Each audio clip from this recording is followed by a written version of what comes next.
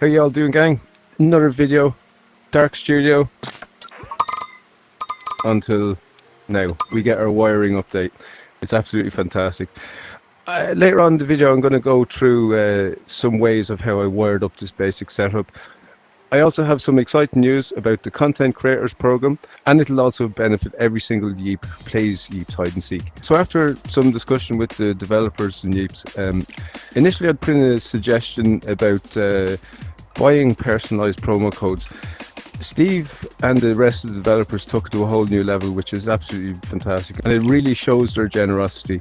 So this new program helps content creators get more engagement into their videos by randomly selecting content creators for Yeeps Hide and Seek, by giving them their own promo codes so that they can actually engage with their audience on their videos and potentially bring in a lot more views and engagement from their audience. Also, it then benefits the average user in Yeeps Hide and Seek. So each week or so, there will be promo codes flying around in game. So each week, if you're on the content creator program and if you've completed a successful video, you could be randomly selected to get your own personalized promo code. I am going to give out part one of the promo code I received this video, and then I will put in part two of the promo code in the next video, so you can jot it together, and then you can go to the promo code dispenser and type in the code. By the way, all of the information regarding this is coming up on screen right now. And if you're in Yeeps Hide and Seek Discord, go and check content creator announcement, and you'll see Steve's post on the whole explanation of how it all works. The wiring update, it's been absolutely amazing. It's been the best kept secret. I had no clue that this was coming until the Lab 1 opened, and you would not believe my excitement, because I've been tinkering around with electronics for many years. I love redstone in Minecraft, but don't get confused with the wiring update in Yeeps Hide and Seek and redstone in Minecraft. It is quite different. In fact, I would safely say that the wire update in Yeeps is more true to form for computer science and actual physics. So when you go to school, ask your physics teacher or ask your electronics tutor for basic wiring examples and basic terms used, because as I'll show you in some of the blocks later on, I'm not going to go too detailed, but as I did say, I will increase the tutorials so that it'll just bring in a few more steps, so that it'll guide you along the way on how to actually achieve the best out of the new gadgets and blocks entered into the wiring update.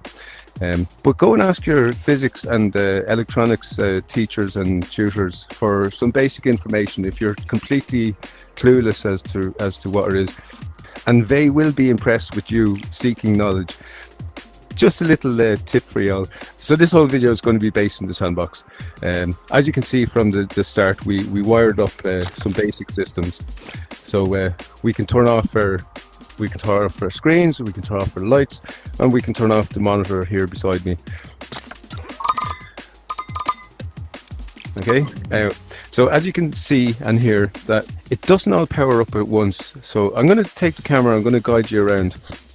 So for this first demonstration, I didn't actually want to pull apart the wiring system I set up in the studio. So I'm going to just give you a basic example of the toggle switch. Don't worry, I'll bring the camera closer in a few minutes, but just to give you an overhaul. So think of a toggle switch like your light switch, where the power goes on, power goes off. So on the toggle switch, there's 3 inputs, and so what we're going to achieve is to be able to turn on the light bulb and then turn off the light bulb. This is extremely simple. So by the way, I had to go into creative mode because obviously I won't be able to do the builds without creative mode. So let's say the input of your toggle switch. Remember, toggle switch used to be called flip-flop in the lab, but I think toggle switch makes better sense, and again, it's more true to reality. So let me think. So we have our first switch. We connect it up to the toggle switch. We have our wire connected into our light bulb. So when I press on, it turns on the light. Okay? When I press it again, it turns off the light. But you can toggle between whether you want to have the light powered by 1 button or 2 buttons. You can turn it on by that one, and now we can reset it by that one. So you can hear the little power glitch it's basically resetting the toggle switch back to 0. All right, so that's a simple example of a toggle switch. Remember guys, I'm not going to get so complicated, but so these are called pulse delays. Now as you can see that there's 2 large pulse delays, 1 small pulse delay. I rigged this up purely just because if I press the power on button, I would turn it off. Alright, everything goes off instantly, slowly, because I have a couple of other pulse delays set up. But to give you the nice effect of everything switching on within a sequence makes it's just more aesthetically pleasing in my view. So this is like the last of the chain was the computer monitor. As you've seen in my previous videos, and guys, thanks very much. I can't believe that the Simple TV video went viral, not only on TikTok but on YouTube as well. So I know I've done some other tutorials with some other Yeeps who are going to post the Simple TV build tutorial. So I'm not going to cover it in this one, but for this one you can see that I used large 4x4 screens, and you can just about see there how I wired them in.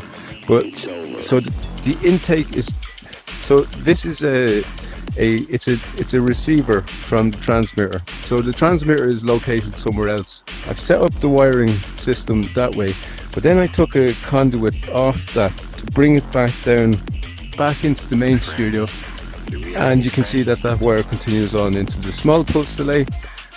When I rigged it up to the wire, it wasn't long enough delay, so I said I'll add a bit more just to give it that bit more of effect.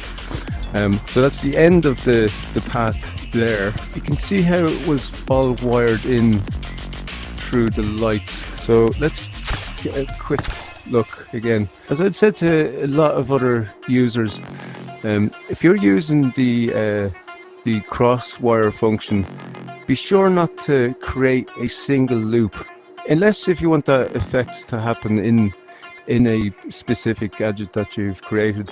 But in this case, I like to create a set of circuits that don't loop in upon themselves, that there's a logical path. This is the receiver. So you can see the wire coming out of the receiver. I've used the basic T wires and the cross wires and then the corner wires to make sure that each input into each light bulb is rigged up correctly. So then at the end of the sequence of light bulbs, I take the track over this way, rig it into the studio lights. Now you can see I did put on 1 small pulse delay there, again just to create the effect when you power up, so that everything just doesn't come on at once. Looks better, sounds better. Simple paintbrush can paint all the lights. Because these are lights, you can actually use the standard paintbrush, the standard colors, and you'll get these like nice different colors as opposed to the luminescent paints that have been in the game for quite a while. Alright, so we'll move on to another little feature I'd set up. Now I must warn you, this feature is not for everybody, because if you make a mistake on the feature, you could get locked out of your sandbox. So I don't think I'd like to be responsible for 1,000 Yeeps contacting the developers and saying like, I got locked out of my sandbox. So look, take this with caution, but be on your guard. I will try and explain it the best way I can. Just for safety measures, create a door system into the rest of your private world for now, and then get used to different ways of rigging up the system. In order for a bit of fun and games, I created like a little part, a sequence where you must find how to get into the doors. So press this button, you can hear a little sequence of events going on down in the basement. Let's try and get it really quickly. So quick enough, I've got the key dispenser. So on the main door going back into the rest of my private worlds, I have set up a number of systems that open the door. As you can see, there is 2 receivers underneath, because these double doors open outwards. Now this could be tricky. I didn't make it easy on purpose. Technically the user should be able to get into the private world. That's also another way. Take 2. We're in the rest of our lobbies now that will carry you on. So again, just to make it easier to open the door, I've set a switch to a transmitter, and the corresponding color of the transmitter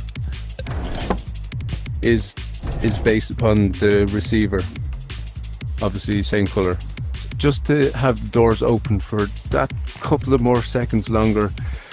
Under here you can see the edge of the large pulse delay situated over the receiver, so it does create that bit more of an extended delay. This door is combination of a button to inner wiring that goes into the door so that the door will open this way.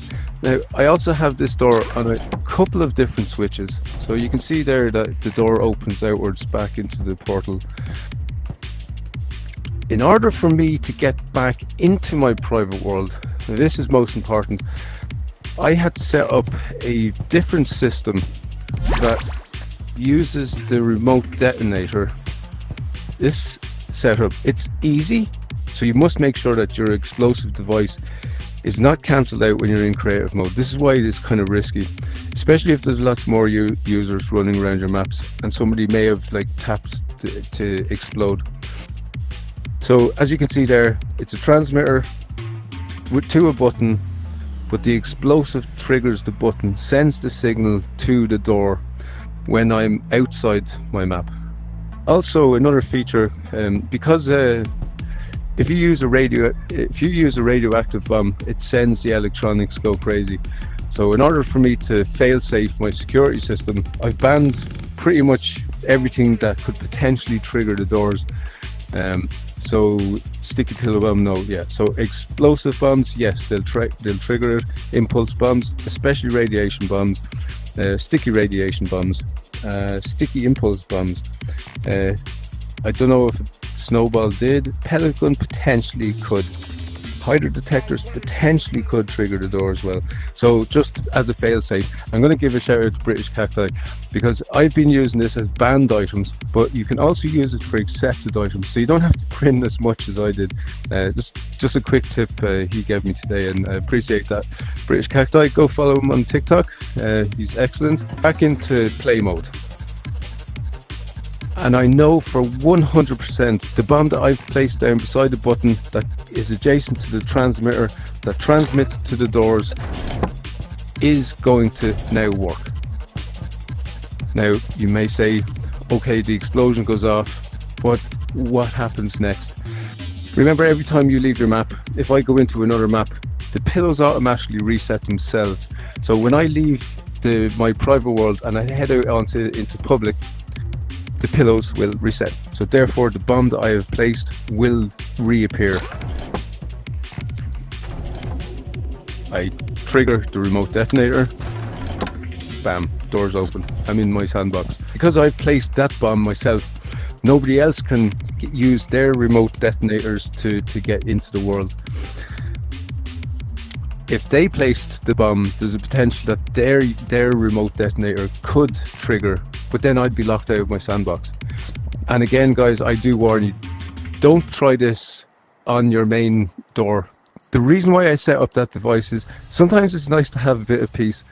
I don't mind people running through my worlds, but sometimes if I'm having meetings with other Yeeps about different projects, remember BAM 8 is coming up, so we're all into some serious discussions regarding what kind of builds we're going to do. Now it's handy enough for me to create a challenge for somebody to get in. I'm not saying stay out, you can try. And then I've created the little kind of a game to actually get back into the rest of the world. So if you can join me when I have my system in place, you're welcome. I might kick you, I might not, it depends. But kudos to you if you do get in. It just shows that you are really thinking of, you're strategizing. So that's pretty much for this video.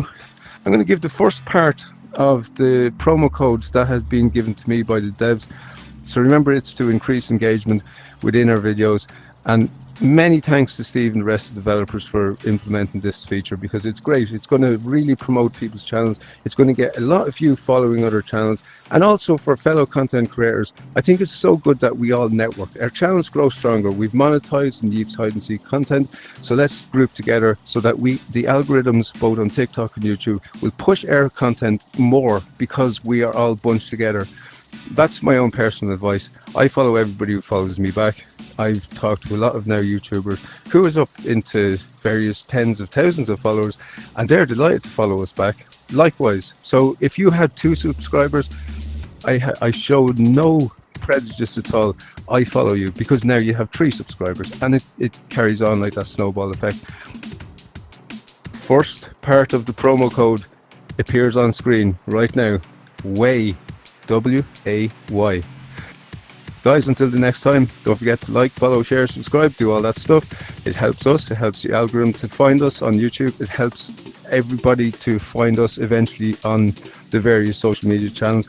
By the way, one last tip, if you're a content creator, don't forget to use your hashtags. Hashtags are so important, because I've always since day one used hashtag Team Yeeps. It's up there on the screen. If I go into any search engine, I type that hashtag Team Yeeps.